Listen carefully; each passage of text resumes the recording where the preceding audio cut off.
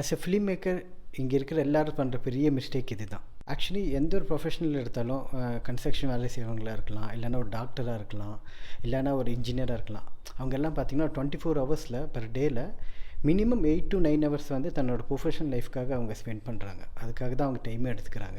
ஆனால் சினிமாவில் எடுத்து பார்த்திங்கன்னா ஒரு நம்ம படத்தை ஒர்க் பண்ணுற டைமாக இருக்கட்டும், இல்லைனா டிஸ்கஷன் டைமாக இருக்கட்டும், அதை தாண்டி ஒரு பர்சன் தனியாக படத்துக்காக ட்ரை பண்ணிகிட்டு இருக்கிற டைமில் பார்த்திங்கன்னா தன்னோட 24 ஹவர்ஸில் வந்து எத்தனை மணி நேரம் வந்து சினிமாக்காக ஸ்பெண்ட் பண்ணுறாங்கன்னு பார்த்திங்கன்னா அது ரொம்ப கம்மி தான். கான்ஃபிடென்ட்டாக சொல்லுவேன், இப்போ இருக்கிற 50% பீப்புள்ஸ் அப்படி தான் இது பண்ணிகிட்ருக்கோம். இன்க்ளூடிங் நானும் ஒரு டைமில் அப்படி தான் பண்ணிகிட்டு இருந்தேன். ஆக்சுவலி கொஞ்சம் பேருக்கு வந்து என்னடா எனக்கு ஸ்கில் இருக்குது, நான் இது கூட அது பண்ணணும், எனக்கே க்ரியேட்டிவிட்டி இருக்குது அப்படின்னு நம்ம நினைக்கலாம். எக்ஸாம்பிளுக்கு என்னென்னா இப்போ சச்சின் எடுத்துக்கலாம், இல்லை நம்ம கிங் கோலி எடுத்துக்கலாம். அவங்களுக்கெல்லாம் வந்து அவங்களுக்கு ஸ்கில் இருக்குது தான்.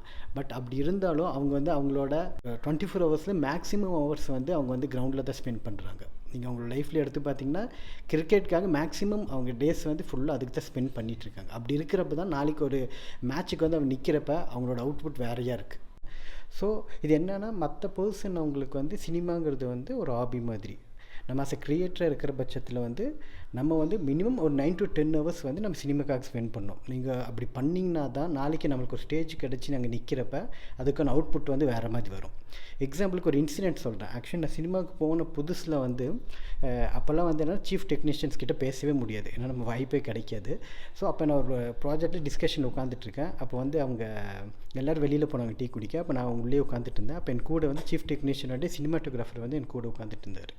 பட் நான் அவர்கிட்ட ஒரு கொஸ்டின் கேட்குறேன், சார் இப்போ மணி சார் படம் பார்த்திங்கன்னா அதே படத்தில் யூஸ் பண்ணுற கேமரா தான் நம்மளும் யூஸ் பண்ணுறோம், அதே லைட் மேன்ஸ்லேருந்து அந்த லைட்டிங் அதே லைட்டிங் தான் நம்மளும் யூஸ் பண்ணிகிட்ருக்கோம். ஸோ அப்படி இருக்கிறப்ப இப்போ அதே லொக்கேஷனில் போய் கூட நம்ம ஷூட் பண்ணோம்.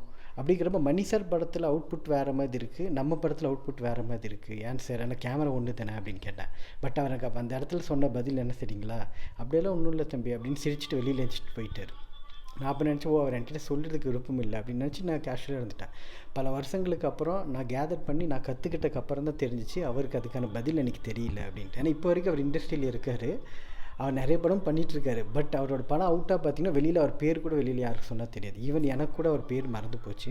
நீங்கள் எந்த ஒரு ப்ரொஃபஷனில் நீங்கள் இருந்தாலும் அது உங்களை கை விடாது. நம்மளும் சினிமாவில் இருக்கிற பட்சத்தில் நீங்கள் அதுக்கு உண்மையாக இருக்கிற பட்சத்தில் கண்டிப்பாக சினிமா உங்களை கை விடாது. நீங்களாக போனீங்கன்னா கூட அது உங்களை இழுத்துட்டு வந்து நிற்க வச்சிடும். ஸோ அதுக்காக என்ன சொல்கிறேன்னா மேக்ஸிமம் ஹவர்ஸ் நம்ம சினிமாக்காக ஸ்பெண்ட் பண்ணணும்.